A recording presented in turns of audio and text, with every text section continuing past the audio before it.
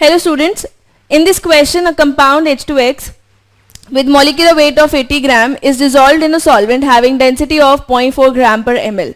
Assuming no change in volume upon dissolution, the molality of a 3.2 molar solution is. आपसे molality पूछी गई है और आपको डेंसिटी गिवन है एंड यू आर गिवन कि कंपाउंड में H2X का molecular weight is 80 gram. It is a question of IIT-JEE Advanced. Question में बेसिकली आपको मॉलिक्यूलर वेट का कुछ खास इस्तेमाल करना नहीं है, क्योंकि वो आपसे कह रहा है कि अगर हमने सॉल्ट डाला है सॉल्वेंट के अंदर तो कोई भी चेंज इन वॉल्यूम नहीं हो रहा. तो मोलैरिटी क्या होती है हमारी? Molarity capital M, it is equals to number of moles by volume of solution. This given to you is 3.2, यानी कि आपके पास 3.2 मोल पर लीटर ऑफ सॉल्यूशन पड़े हुए हैं. आपसे बोला गया है डेंसिटी जो है सॉल्वेंट की density given to you is 0.4 gram per ml, यानी कि अगर मैं 1 लीटर वॉल्यूम में मास देखना चाहूं तो वो कितना हो जाएगा? 400 ग्राम.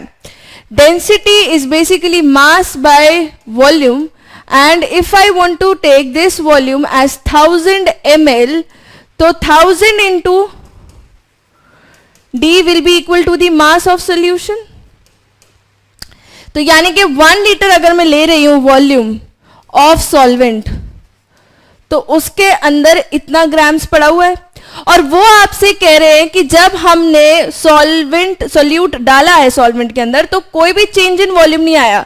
मतलब कि 1 लीटर वॉल्यूम अगर मैं लेकर के चल रही हूं 3.2 मोल पर लीटर, सो इतना आपके इतने ग्राम में पड़े हुए हैं. So molality which is number of moles of solute by weight of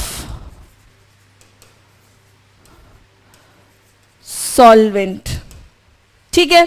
सो 3.2 मोल पर लीटर मतलब 1 लीटर सोल्यूशन के अंदर आपके पास 3.2 मोल्स पड़े हुए हैं, और 1 लीटर सोल्यूशन का मतलब क्या हुआ? 400 gram of solution, because there is no change in the volume upon dissolution. तो जितना वॉल्यूम पहले था उतना वॉल्यूम ही बाद में रहा है, यानी कि मास जो था उतना ही रहेगा.